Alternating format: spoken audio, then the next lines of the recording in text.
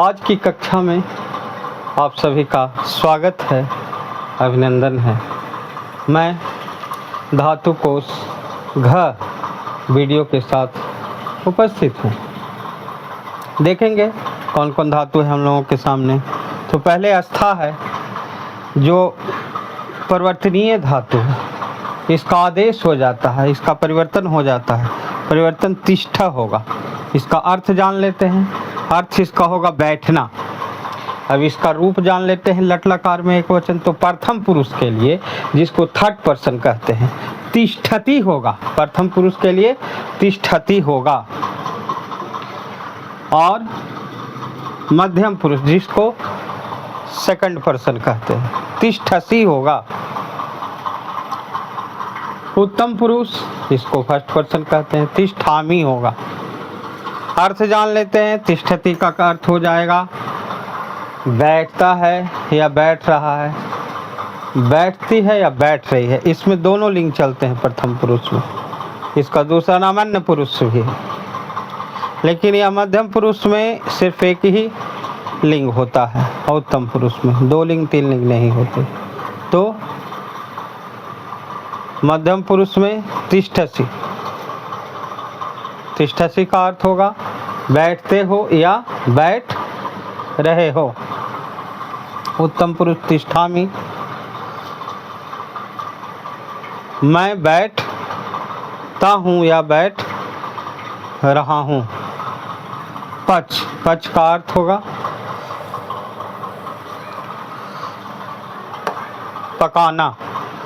पच का अर्थ पकाना। पचती, पकाता हूँ या पकाती हूँ, पका रहा हूँ। क्षम्यतां। पच, पच का अर्थ पकाना। यहाँ रूप बनेगा पचती। पचती का अर्थ हो जाएगा पकाता है, पकाती है, पका रहा है, पका रही है। पचसी, पचसी का अर्थ हो जाएगा पका रहे हो या पकाते हो। पचामी का अर्थ हो जाएगा पकाता हूँ या पका रहा हूँ या पकाती हूँ, पका रही। बस, तीसरा धातु है, जिसका अर्थ है निवास करना या रहना।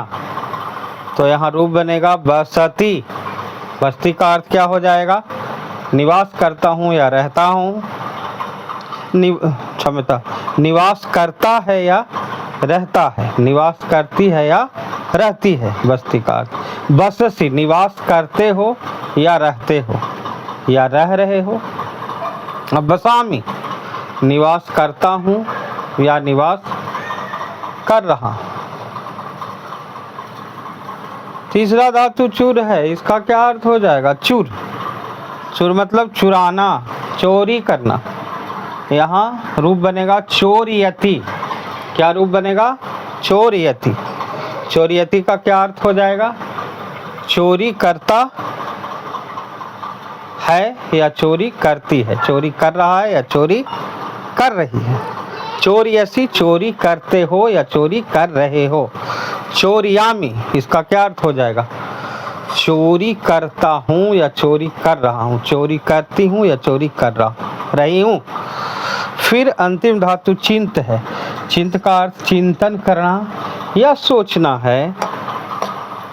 तो इसका रूप बनेगा प्रथम पुरुष में चिंतयति।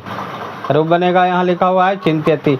इसका अर्थ क्या हो जाएगा चिंतन करता है या चिंतन करती है, सोचता है या सोचती है, सोच रहा है या सोच रही है।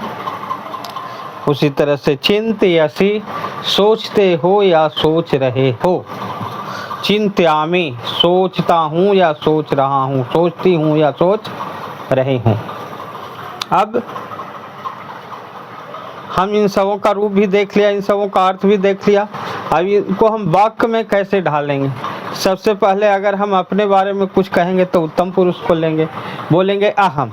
तो अहम तिष्ठामि, मैं बैठ रहा हूँ। अहम पचामि, अहम बसामि, अहम चोरयामि, अहम चिंत्यामि। इन सबों के साथ तो कर्ता बदलेगा नहीं, एक ही कर्ता उपयुक्त होगा सभी के साथ अहम। और भी पिछले वीडियो में जहाँ उत्तम पुरुष बताए हैं उसके आगे एक वचन का उत्तम पुरुष कर्ता सर्वनाम होता है अहम, वही लगेगा। यहाँ सर्वनाम पद है और यहाँ पर जो है मध्यम पुरुष का सर्वनाम जो है वह त्वम होता है। त्वम के साथ ही सेट होगा। जैसे त्वम बससी, त्वम पचसी, अर्थ क्या हो जाएगा? त्वम बससी तुम रहते हो, तुम रह रहे हो। त्वम पचसी तुम पकाते हो, तुम पका रहे हो। उसी तरह से अहम तिष्ठामि मैं बैठ रहा हूँ। अहम चोरयामि मैं चोरी कर रहा हूँ। तुम चोरयसि तुम चोरी कर रहे हो या तुम चोरी करते हो। और प्रथम पुरुष के साथ लगेगा तो कोई नाम आएगा। जैसे बालका आ गया, राधा आ गया, बालिका आएगा, स्त्रीलिंग और पुल्लिंग दोनों में। तो बालका आ जाएगा तो बालका तिष्ठति। अगर सह आएगा तो सह तिष्ठति, बालका तिष्ठति या सह तिष्ठति, इस तरह से वाक्य बनेगा। वह बैठ रहा है या वह बैठ रही है, सा तिष्ठति, या बालका तिष्ठति, लड़का बैठता है या बैठ रहा है। फिर बसति,